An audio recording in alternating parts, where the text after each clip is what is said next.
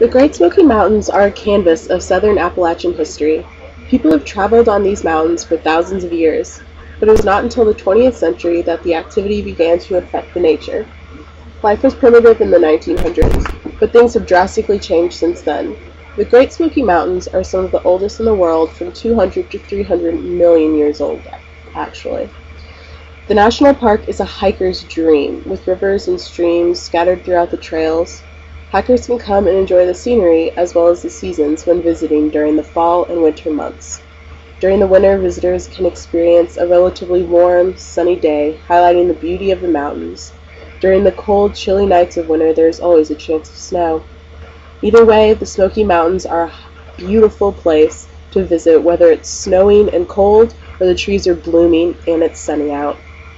Hiking is one of its most precious activities, and to experience the Smokies like they should be, that is what you have to do. The Great Smoky Mountains National Park is the most visited state park in America. But why wouldn't it be? The springtime brings out the diverse plants and animals the park holds. From deer to strange but beautiful wildflowers, the mountains hold an array of beauty that can't be touched by other parks.